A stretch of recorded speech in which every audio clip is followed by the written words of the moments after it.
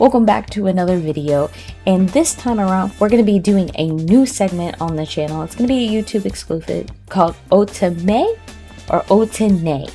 The nay is implying that it's not necessarily for me. It's not that it's bad, but it could be for you. For the next couple videos, we're going to be reviewing dating sims due to the Otome gaming showcase that is happening on May 4th through the 11th here on Steam. Hey, you pixel whores.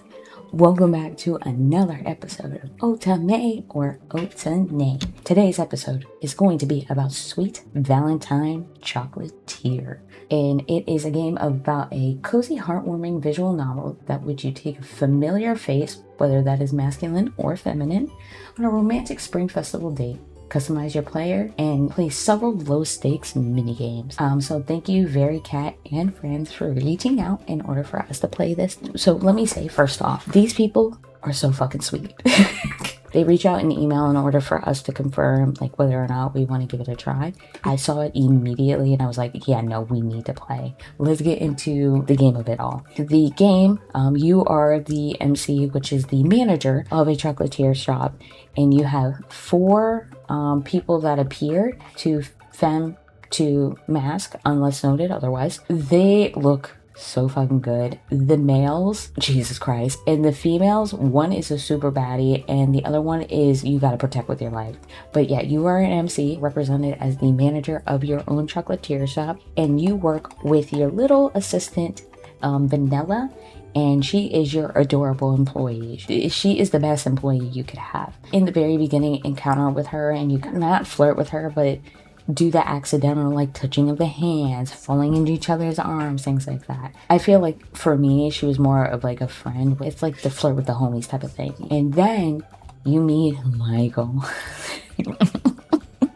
If you can't guess, Michael is Michael. He is a narcissist.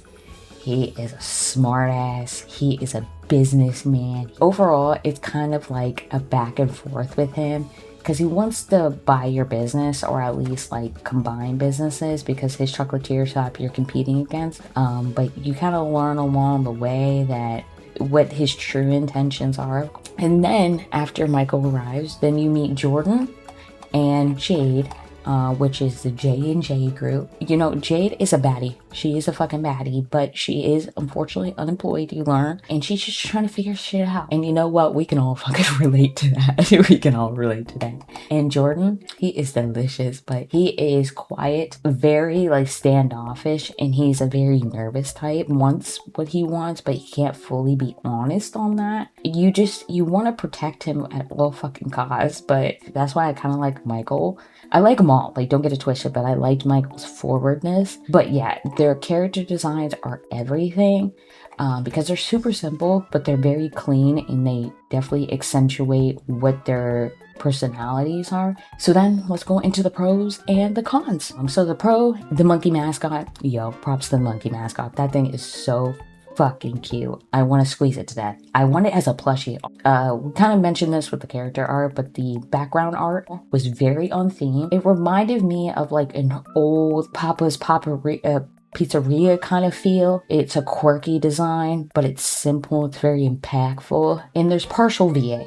So it's not entirely VA, but I feel like it's definitely partial VA when it truly matters. The voice actors, y'all chose the perfect ones for every single character. And the audio was super clear, super crisp. Whatever the voice actor of Michael is, props to fucking you. Props to you. I've said it before, and I'll say it again. But Jordan, I'm eating you up next.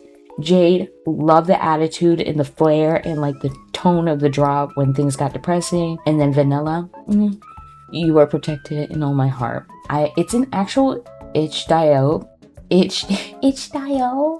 It's that browser. It's the browser source where you can go on and play the game online instead of through Steam. So I actually really appreciate that, because it's a little bit more portable. In the story too, it started cussing, which is nice. because it makes it feel adult. For me, it's a good thing because it means I can kind of relate to the characters more because they're adult, is the customization. But overall, the fact that you can customize your character and bring them to life on the screen and you can see it along with being quirky and stuff, fantastic, because I can put myself in game as far as I can go. I will say, what I'm about to say is kind of like a pro and a con. They definitely had some melanin in this game.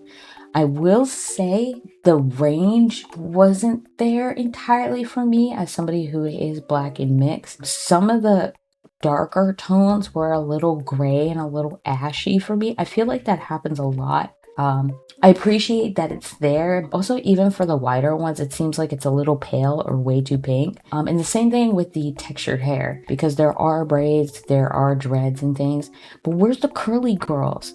I want like some type 4C curls, you know what I mean? And another like pro / con is that you can identify as mask or femme. Fantastic, love that. But during the UI, because the title card is kind of the reverse, so you could be representing femme on the screen, but it says mask. There is, and another pro is that there's a little bit of romance outside of the main romance. And then they have like little quick interaction games because you end up at a spring festival. It's so cute and it makes you feel like you're actually there. You're interacting with the world and the characters and being a little competitive. I know I was like, God damn. But I will say too, the game was short. It was about like 30-45 minutes total, depending on like if you use auto, the spacebar, things like that. But I will say it felt like the perfect amount and very well done writing wise, that I didn't feel like I was missing something, even though it was on the shorter end. Like we talked a little bit about cons, but there's one like major con that I said. It wasn't game breaking or anything. I like to use auto text because sometimes, especially during this gaming showcase, I'm like taking notes and things like that of things I don't like, things I do like. But when you click on it, it doesn't like highlight or anything to say that auto text is active, and there's no prompt or anything on the screen to say that. And if there was, I missed it. And also the speed was too slow for me. So was this an Otome or an Otome? Honestly, loved every second of it. One of my favorites during the gaming showcase, like definitely in my top 5. Chat, so that is our review of Sweet Valentine Chocolatier. Very Cat and friends, thank you for reaching out. But I hope you guys have a good day, good night, a good afternoon wherever you're located, and I'll see you guys in the next one. Bye.